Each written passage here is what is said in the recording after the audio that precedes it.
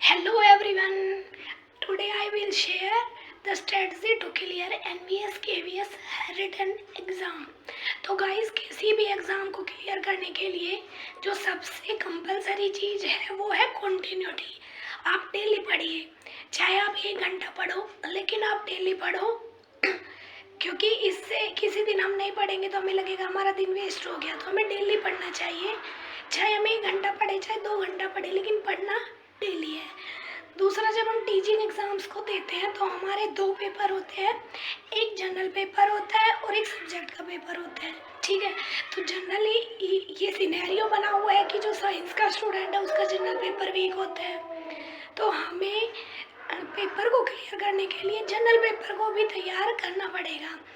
General paper में हमारे subjects होते हैं जैसे Hindi, English, reasoning, GK and current affair, pedagogy.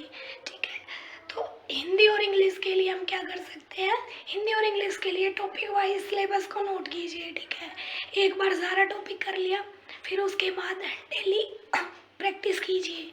Practice कैसे करनी है, यूट्यूब पर भी ढेरों वीडियोस अवेलेबल है कि जिसमें हम हिंदी और इंग्लिश की प्रैक्टिस करते हैं, उसमें मिक्स्ड क्वेश्चन होते हैं पूरे।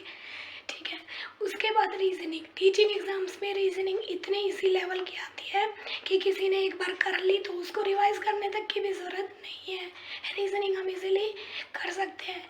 उसके बाद पेडागोजी। पेडागोजी की भी पहले थ्योरी कंप्लीट कर लीजिए, फिर क्वेश्चन प्रैक्टिस। उसके बाद आते हैं जीके एंड करंट अफेयर। तो इसका सिलेबस बहुत ही ज़्यादा ब्रॉड होता है।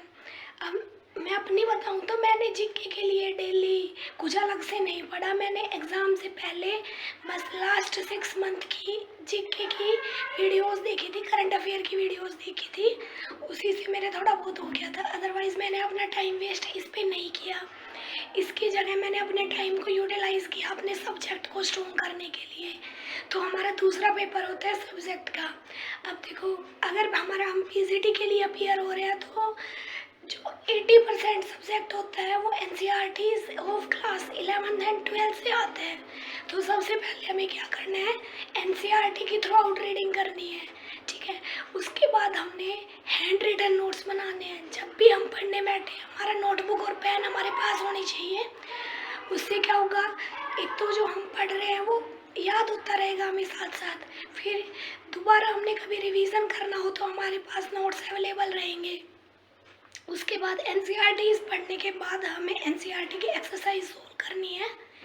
अच्छा, अब हमने पढ़ तो लिया, अगर हमें अपनी नॉलेज को परमानेंट करना है तो हम दूसरों को पढ़ाना स्टार्ट कर सकते हैं। हम बच्चों को पढ़ाएं, क्योंकि उससे क्या होगा, बच्चे डाउट पूछेंगे, हमारे भी डाउट क्लियर होंगे और हमारी नॉलेज भी अच्छी हो जाएगी। उसके बाद बच्चों के डाउट होते हैं जी हम क्वेश्चन प्रैक्टिस कहाँ से करें, ठीक है, न्यूमेरिकल्स कहाँ से करें। तो हमें क्या करना है, एनसीईआरटी की ही बुक आती है, एनसीईआरटी एग्जाम्पलर, वो सभी क्लासेस के लिए होती है। तो हमें 11th और 12th की एनसीईआरटी एग्जाम्पलर्स की बुक लेनी है, उसी से क्वेश्चन प्रैक्टिस करेंगे हम। ठीक है, बच्चे ज़्यादातर क्या करते हैं कि हम रेफरेंस पढ़े, एनसीईआरटी पढ़े, कंफ्यूज रहते हैं, या फिर हम बीएससी का पढ़े, एमएससी का पढ़े। हमें क्या करना है, हमें एनसीईआरटी को पढ़ना है, हमारा बेस स्ट्रॉन्ग होना चाहिए। और आजकल जो सिनेरियो है, लास्ट टाइम जो अभी जो केवीएस का एग्ज़ाम हुआ है, एनवीएस का एग्ज़ाम हुआ है, टोटली एनसीईआरटी बेस्ड क्वेश्चन आते हैं। आप एनसीईआरटी पढ़ के अपने 80% पेपर को तो वहीं से कर सकते हो। अब हमने पढ़ तो लिया, लेकिन पढ़ने के बाद हमारा ये होता है कि हम अपनी नॉलेज को परमानेंट कैसे करें। उसके लिए हम 2 तरीके यूज़ कर सकते हैं। पहला होता है मल्टीपल रिविजन्स, अपने हैंड रिटन नोट्स बनाओ और उसको मल्टीपल टाइम्स रिवाइज करो। दूसरा हो सकता है मॉक टेस्ट।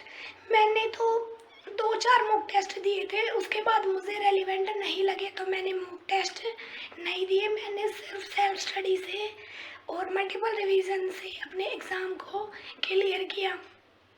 इसके बाद मैंने 1 साल में 4 एग्ज़ाम क्लियर किए बिना किसी कोचिंग के, ओनली सेल्फ स्टडी से। अब इसके लिए मैंने लाइब्रेरी ज्वाइन कर रखी थी। मैं रेगुलरली सुबह लाइब्रेरी जाती, शाम को आती, क्योंकि घर में मेरा 3 साल का बच्चा है और घर में मैं इतनी लॉन्ग सेटिंग नहीं दे पाती। सो यही मेरी स्ट्रेटजी थी to clear the written exam. Thank you.